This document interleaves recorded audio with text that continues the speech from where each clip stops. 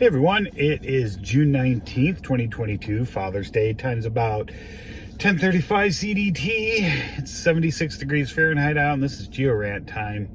Geo-Rant number 167. Today I'm going to talk about terms and their usage. As you can probably tell, I'm waiting for my wife to return some Amazon stuff at Kohl's, so I thought I'd do this real quick. I want to talk a little bit today about three terms that we hear people use about geology and use incorrectly.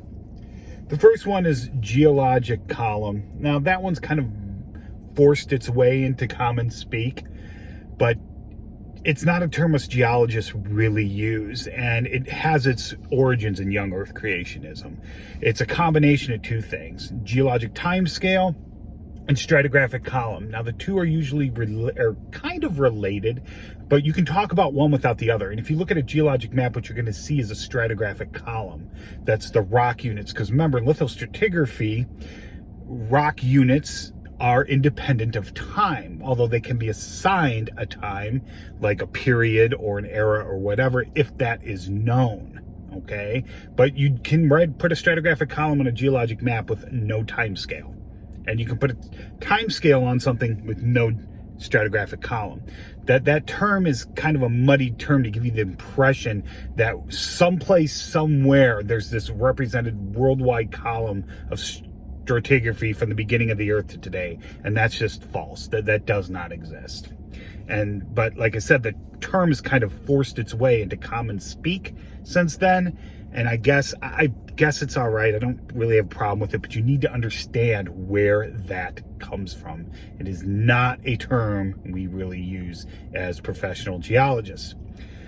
The second thing I want to talk about is the term erosion marks. Some of you may have heard this before by Eric Hovind, and it is complete young Earth creationist nonsense. It's bull bunk. It's something he pulled out of his backside. He never defines it. It appears in his Grand Canyon video, and it's complete and utter nonsense. It's not something geologists say or use. Now, there are sometimes on bedding surfaces evidence of erosion. We usually call those scour marks and stuff like that. I'm not going to get into it here. It's a deep topic that I do plan on doing a video on sometime. And then here we're going to come to the third thing: bent rock. Now this is complete young Earth creationist nonsense.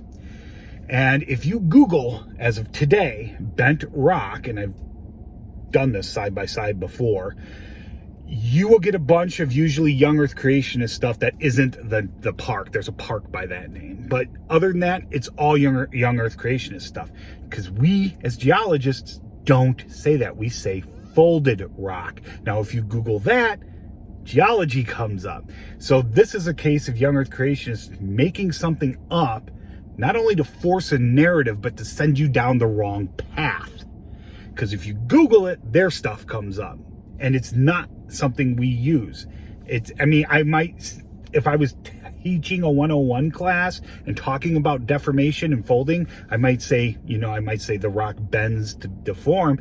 But once you get past that, we don't say that. We do not say that. Rock deforms under stresses. And there's a whole field of geology that is a lot more like engineering that explains this in great detail, called structural geology. And I guarantee you there is not a single young Earth creationist that says bent rock who is a structural geologist. I guarantee it, or knows anything about it. And we've seen this in AIG before.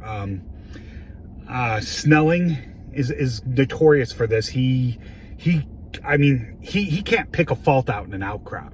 I mean, how can you rely on people like that to get your information from when they can't even realize basic 101 geologic structures? Anyway, that's it. If any questions or comments, please leave them below. I hope you learned something.